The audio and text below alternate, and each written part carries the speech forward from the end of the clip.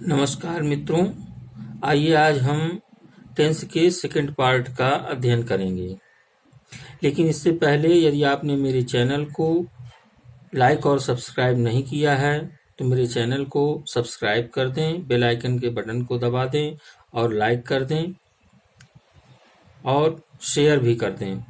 तो आइए बिना देरी किए हुए हम आज टेंस के सेकंड पार्ट का अध्ययन करते हैं। इसके पूर्व के पार्ट में हम लोगों ने टेंस का इंट्रोडक्शन के संबंध में जानकारी लिया था। अब आगे आज और जानकारी लेते हैं। टेंस, जैसा कि आप सभी जानते हैं कि टेंस को हम हिंदी में काल कहते हैं और काल 3 प्रकार का होता है: वर्तमान, भूत एवं भविष्य। वर्तमान को हम प्रेजेंट, भूत को पास्ट और भविष्य को फ्यूचर कहते हैं। प्रेजेंट अर्थात जारी, पास्ट अर्थात बीता और फ्यूचर अर्थात होगा। जैसे ही सिंग्स, वह गाती है, वर्तमान में, यानी ये कार्य जारी माना जाता है। सी सैंग, उसने गाया, सी विल सैंग, वह गाएगी। तो जो कार्य जारी है वह वर्तमान है, जो बीत गया वह भूत है और जो आगे होने वाला है वह भविष्य है। आइए अब जानते हैं पार्ट ऑफ टेंसेस के संबंध में। आप सभी जानते हैं कि प्रत्येक टेंस के 4 भाग होते हैं: इंडिफिनिट, कॉन्टिन्यूअस, परफेक्ट और परफेक्ट कॉन्टिन्यूअस। तो अब सबसे पहले हम जानेंगे इंडिफिनिट। जैसा कि 3 टेंस होते हैं तो इन तीनों टेंसों के यही 4 पार्ट होते हैं, आप सभी जानते हैं। थोड़ा जानकारी के लिए पुनः रिपीट कर देता हूं। प्रेजेंट, जैसे बोला जाए प्रेजेंट, तो प्रेजेंट के 4 भाग: present indefinite, present continuous, present perfect और प्रेजेंट परफेक्ट कंटिन्यूअस। इसी तरह से पास्ट के आपको पार्ट बनाने हैं स्टूडेंट्स। तो past indefinite, past continuous, past perfect और पास्ट परफेक्ट कंटिन्यूअस। फ्यूचर का पार्ट बताना है आपको, तो future indefinite, future continuous, future perfect continuous.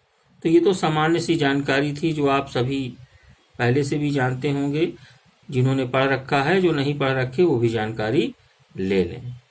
अब आइए सबसे पहले हम लोग प्रेजेंट इंडिफिनिट के संबंध में जानकारी प्राप्त करते हैं। प्रेजेंट इंडिफिनिट टेंस किसे कहते हैं?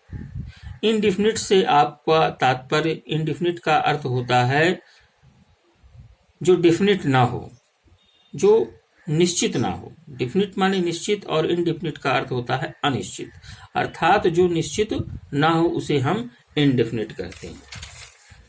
इसमें this tense is generally used to denote habit, custom, practice, repeated actions, permanent activity, general truth and etc.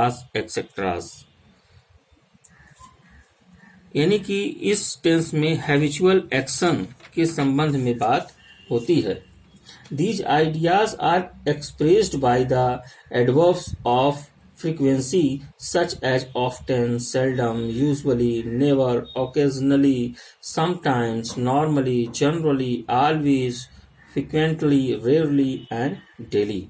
For example, आइए हम आपको for example कैसे इसका प्रयोग होता है इंग्लिश ग्रामर में हम इसकी जानकारी लेते हैं। तो आपने देखा कि प्रेजेंट इंडिफिनिट टेंस में सामान्यतः हैबिट, कस्टम, प्रैक्टिस और रिपीटेड एक्शंस, परमानेंट एक्टिविटी और जनरल ट्रुथ के विषय में जानकारी मिलती है। For example, the old lady goes for a walk in the morning. जो बूढ़ी औरत है वह गोज फॉर ए वॉक, टहलने के लिए जाती है, इन द मॉर्निंग, सुबह। तो यह उसकी आदत है। Pearl usually believes everybody.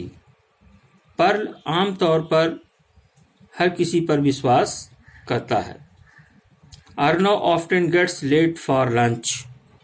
Suhani always comes in time. तो ये सभी एक्शन को दर्शाते हैं।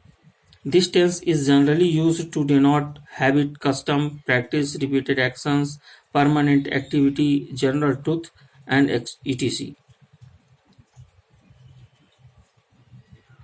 This tense is also used to make a statement in the present showing permanent nature and activity of the subject and eternal principles. For example, I know him well. He teaches in JS Inter College. Rivers preach at high altitude. Thank you friends. आज के लिए इतना पर्याप्त है। यदि आपने मेरे channel को लाइक और सब्सक्राइब नहीं किया है तो लाइक सब्सक्राइब कर दें और बेल आइकन के बटन को भी दबा दें, जिससे मेरे वीडियोस का नोटिफिकेशन टाइम टू टाइम आप तक पहुंचता रहे। टेंस के विषय में हम आगे भी और चर्चा करेंगे और ज़्यादा से ज़्यादा लोगों को शेयर भी कर दें, जिससे ज़्यादा से ज़्यादा लोगों का भला हो सके। इसके संबंध में हम लोग आगे और भी विस्तृत रूप से चर्चा करेंगे और इसके यूज को, इसके ट्रांसलेट को भी करके देखेंगे एक एक करके। Present indefinite, present continuous, perfect और परफेक्ट कंटिन्यूअस, हर टेंस के भाग के और हर टेंस के भाग के जो एग्जाम्पल्स हैं और ट्रांसलेट्स हैं, ये सब हम देखेंगे आगे आने वाली वीडियोस में। मैं वीडियो को छोटा करके इसलिए बनाता हूं कि जिससे आप जो कुछ भी सीखें एक बार में पूरी तरह से आप सीख जाएं। Thank you friends, good bye.